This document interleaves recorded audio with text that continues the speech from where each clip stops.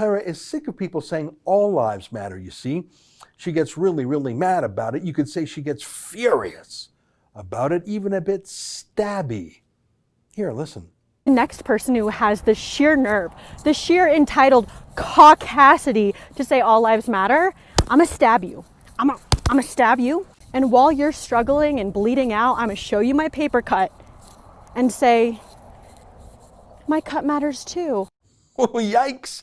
Now, Clara says that was metaphorical, as in, I think the point she was trying to make was that anyone else who says their lives matter, well, sure they do, but it's not as urgent or critical as saying Black Lives Matter. Now, I've seen that argument before, that Black Lives Matter must be said because Black lives are the lives that are in trouble. There's some truth to that, and there's some logical flaws in that too. My real beef with Black Lives Matter is that it's not just 3 words.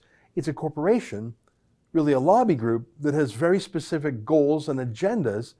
It's like they've trademarked those 3 words, Black Lives Matter. It sounds like plain English, but when you say them, it's taken as an endorsement of the whole political agenda of that organization, defunding police, and increasingly anti-Semitism. Look at this tweet by Black Lives Matter UK.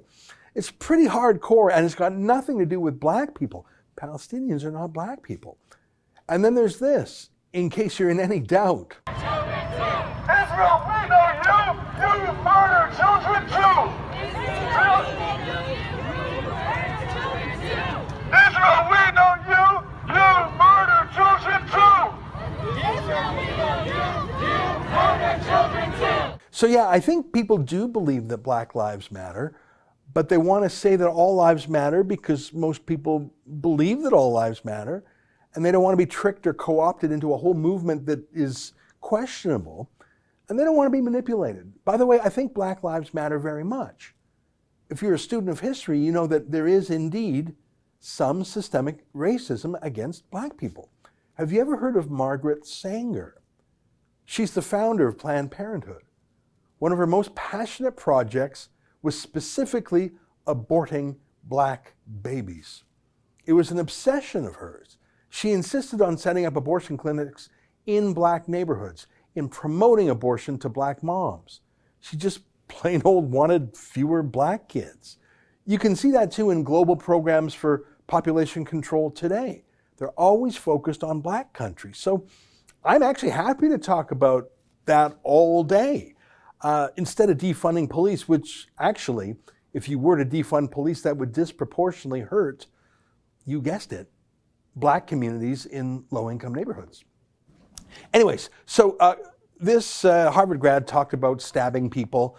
It's not generally a good look. And so Deloitte, when her video went viral, Deloitte let her know that she was not actually really welcome there anymore. I'm guessing people who work there would be worried about, being stabbed or something. So here's what she said when she got that bad news. I know this is what Trump supporters wanted, because standing up for Black Lives Matter put me in a place online to be seen by millions of people. The job that I had worked really hard to get and meant a lot to me just called me and fired me because of everything.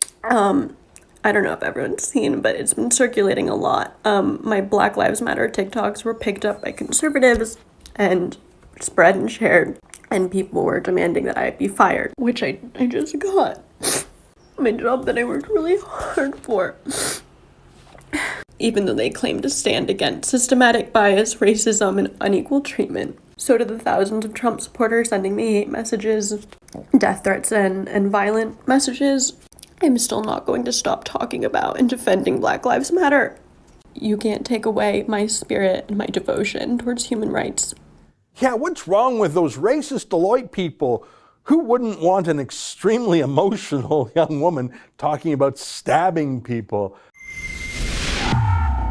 That's an excerpt from my daily show, the Ezra Levant Show. Every day I do a monologue on the news of the day, then I interview an interesting guest, and then I read my hate mail. You gotta subscribe. Go to rebelnews.com.